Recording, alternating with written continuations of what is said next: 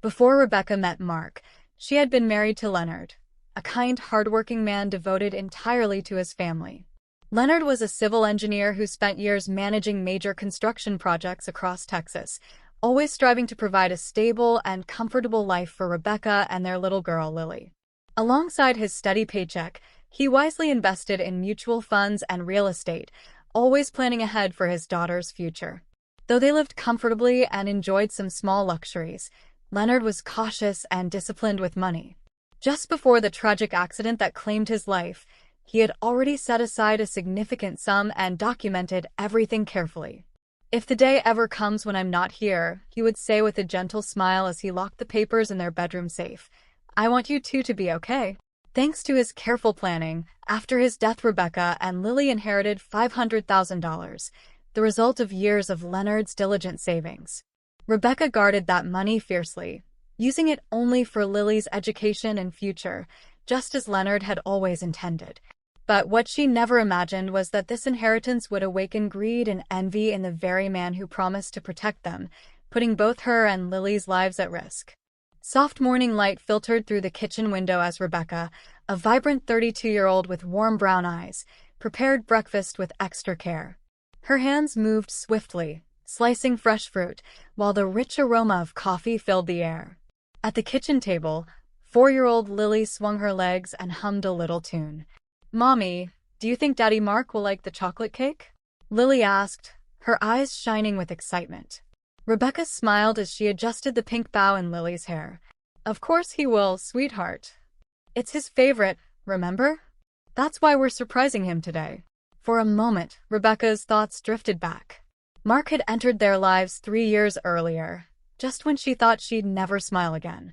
Leonard had died suddenly in a car crash, leaving her grieving and lost with a 1-year-old baby in her arms. That's when Mark appeared, the accountant at the company where Rebecca worked as a receptionist. "You don't have to go through this alone," he told her one rainy afternoon, handing her a tissue in the office parking lot. Slowly, Mark won not just Rebecca's heart but Lily's too. He took her to Zilker Park, read her bedtime stories, and never treated her differently for not being his biological daughter. The toaster's pop snapped Rebecca back to the present. She finished packing a special lunch, homemade lasagna, and a surprise dessert. Today marked 2 years since their first kiss, right there in that same parking lot. "Sweetheart, go brush your teeth while Mommy finishes getting ready. We're taking Daddy Mark a surprise at work."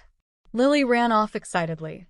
Rebecca went upstairs, choosing the blue dress Mark loved on her.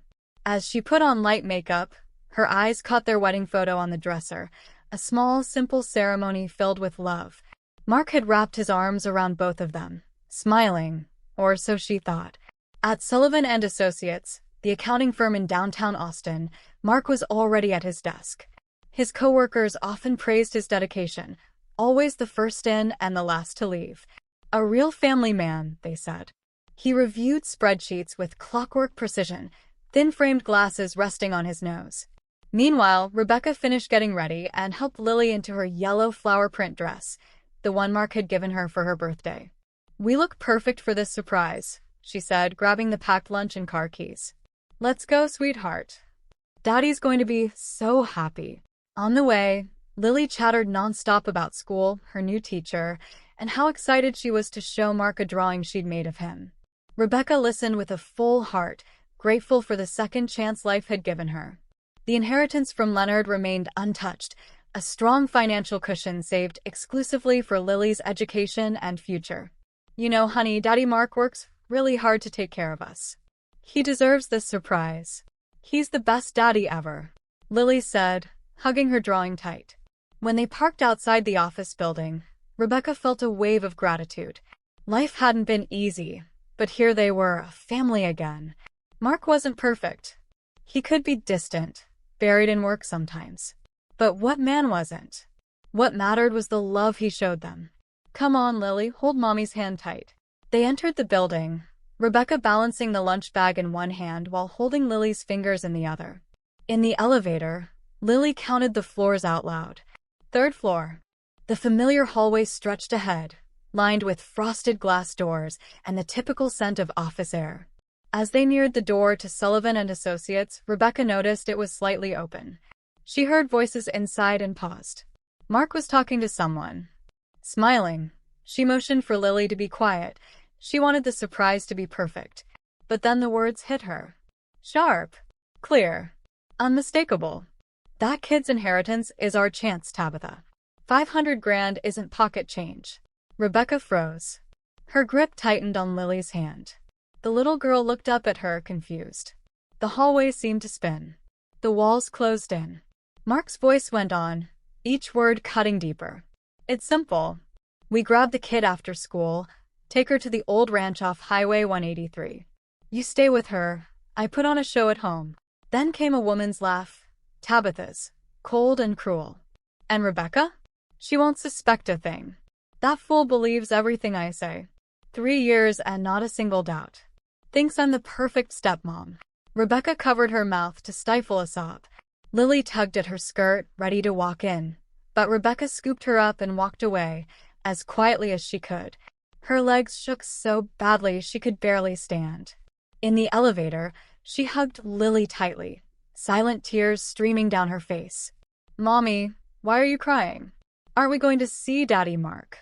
No, sweetie. Daddy's very busy. We're going home. She drove back in a daze, trying to process the horror she had just overheard.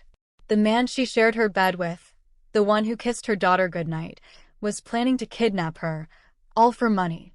The inheritance Leonard had worked so hard for, the only piece of him left, was the reason. Once home, Rebecca ran to the bathroom and vomited. The nausea, the betrayal, the fear, it all overwhelmed her. Mommy, are you sick? Lily asked, knocking on the door. I'm okay, baby. Go watch your cartoons. I'll be right out. Rebecca washed her face and looked in the mirror.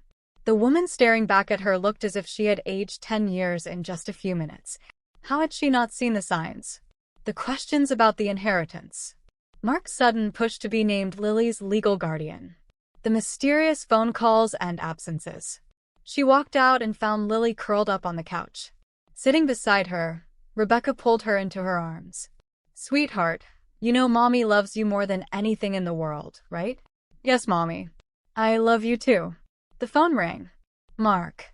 Rebecca took a deep breath and answered, forcing her voice to sound steady. Hi, love. Hey, princess. I was just thinking about you. Are you bringing Lily today? His fake warmth made her stomach twist. She's running a little fever. Better she stays home. Too bad. We'll take good care of our girl. I'll be home late, client meeting. A meeting? Sure. Probably planning her daughter's abduction. Rebecca hung up and rushed to the balcony for air. That's when she saw Vincent, her next-door neighbor, watering his plants. He was a friend of her brother's, visiting from Dallas. Around 35, always kind and ready to help. Rebecca, are you okay? You look really pale. She met his eyes, and something in his concerned expression broke her down. Vincent, I need help. Please. He immediately set the watering can down. Of course. What happened? Do you want to come in? Rebecca glanced back at her apartment. Lily was still glued to the TV. She nodded.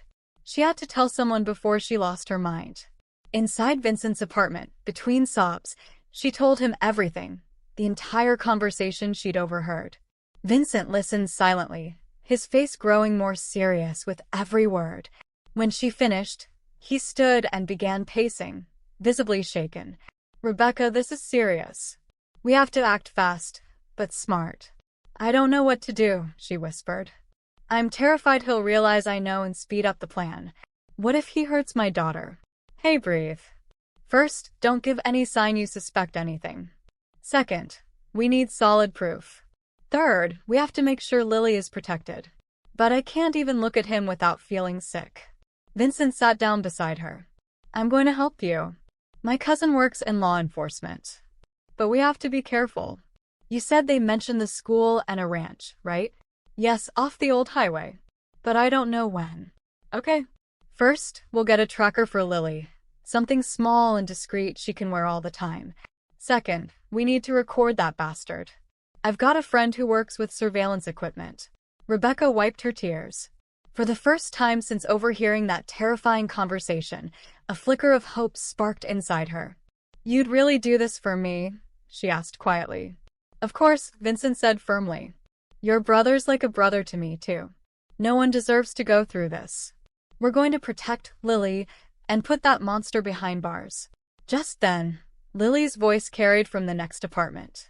"Mom? Mom?" Rebecca stood up quickly. "I have to go. Mark gets home at 8. I need to act normal. Can you help me protect my daughter?" "I'll do whatever it takes," Vincent replied, squeezing her hand. "Come see me tomorrow morning after Mark leaves. We'll start the plan." Back in her apartment, Lily ran up to Rebecca. "Where were you, Mommy?" "With Uncle Vincent, sweetie. Now, let's get your snack ready." As Rebecca prepared Lily's food, her mind raced through the plan. She would have to become the best actress alive, but for her daughter's safety, she'd do whatever it took. That night, when Mark walked through the door, Rebecca was calm and composed. All those years in school theater would finally serve a real purpose. She greeted him with her usual smile, though inside, her heart burned with fury. "How was work today, love?" she asked, her hands trembling slightly as she set down dinner. Mark kissed her cheek, the same gesture that now made her stomach churn. "Exhausting as always. That job is killing me." Rebecca studied him carefully. Every word, every fake smile. How had she never seen through him before? During dinner, Lily chattered about school, too innocent to sense the tension in the room. "Daddy, my teacher said we're having a St. John's Day party. Are you coming?" Mark ruffled her hair. "Of course, princess." The hypocrisy in his voice made Rebecca clench her fork under the table. That night, lying beside the man plotting to kidnap her daughter, Rebecca pretended to sleep. Mark snored softly, completely unaware that his wife knew everything. Quietly, she slipped out of bed and tiptoed into Lily's room. The little girl slept peacefully, clutching her favorite doll, her angelic face glowing in the soft lamplight. "I'm going to protect you, my love, no matter what it takes," Rebecca whispered, tears finally falling. The next morning, as soon as Mark left for work, Rebecca rushed to Vincent's apartment. He was waiting with fresh coffee and a notebook. "We need to move fast and be precise," he said. "First, we'll install hidden cameras in your apartment. I have a friend in security. And the inheritance. How did he even find out?" Vincent asked, piecing it together. Rebecca explained that Mark had probably gone through her documents and discovered Lily's father had left her a substantial inheritance, years of investments, including property. Since Lily was a minor, Rebecca was the sole legal guardian of the money. "That bastard, 2 years pretending to love my daughter." "You have every right to be angry, Rebecca," Vincent said. "But we have to stay focused. We'll record everything, every suspicious move." Over the following days, Rebecca became a spy in her own home. Vincent installed tiny cameras in strategic spots, and Rebecca recorded audio on her phone whenever she could. One night, Mark got a call from Tabitha and stepped into the guest room. Rebecca pretended to be in the shower but watched everything through the hidden cameras. "Yeah, babe, Friday's perfect. School lets out at 11:30. No, Rebecca will be at the salon. She always goes Fridays. Yeah, the ranch is ready." Rebecca's heart pounded so hard she thought it might burst. Friday. Just 3 days away. On Thursday night, the day before the planned kidnapping, Rebecca made her move. Over dinner, she said casually, "Tomorrow I'm going to that new salon outside of town. I booked a hair treatment. It'll take about 3 hours. Can you pick up Lily from school?" Mark almost choked on his food. I have an important meeting tomorrow." "That's too bad." "Oh, I guess I'll have to cancel then," she replied, faking disappointment. No need. I'll figure it out. I'll cancel the meeting." His panic was obvious. That night, neither of them slept much. Mark kept checking his phone, restless. Around 3 a.m., he got up and went to the bathroom. Rebecca seized the chance, grabbed his phone, and quickly scanned his messages. One text to Tabitha read, "All set for tomorrow. The idiot will be at the salon." Her stomach twisted, but she stayed focused. She snapped photos of the screen, then slipped the phone back and returned to bed, feigning sleep. The next morning, Rebecca woke Lily early, dressed her in a red dress, and fastened the GPS necklace around her neck. "Don't take this off for anything, okay, sweetheart?" Lily smiled and nodded, innocent and unaware of the danger. Rebecca hugged her tightly, fighting back tears. At breakfast, Mark was visibly nervous. His hands shook so badly he spilled coffee down his shirt. "You okay, love?" Rebecca asked, her voice sweet and steady. Yeah. Just a little anxious about the meeting. But didn't you say you canceled it to pick up Lily?" Yeah, I did. I mean, I had another one too," he stammered. At 8 a.m., Rebecca dropped Lily at school. On the way, she stopped to buy a new SIM card and called Vincent. "Is everything ready?" "Yes. Police have been notified. They'll be in position by 11. You sure you want to go through with this?" "I don't have a choice. She's my daughter." At school, Rebecca hugged Lily one last time before classes. "I love you more than anything in this world." "I love you too, Mommy." At 10 a.m., Rebecca went to a salon, not the one she'd told Mark about, but one just a block from the school. She sat by the window, phone in hand, eyes locked on the street. Just before dismissal, Mark left work, pretending there was a family emergency. At the same time, Tabitha, riding in a silver car with an accomplice, called to confirm they were on their way. At 10:50, Rebecca spotted the car. Her pulse quickened. That must be Tabitha. She immediately called Vincent. "They're moving. The police are ready," he reassured. 3 undercover units in place. "Stay calm, it's under control." But calm was impossible. Rebecca watched every movement through Lily's GPS tracker, her heart racing as if it might tear through her chest. At 11:30 sharp, Lily walked out of the school gates with her backpack. Tabitha, in dark sunglasses and a baseball cap, approached her with a bright smile. "Hi, Lily. Your mom asked me to pick you up today. We're going on a little trip." Lily hesitated, but Tabitha was smooth, persuasive.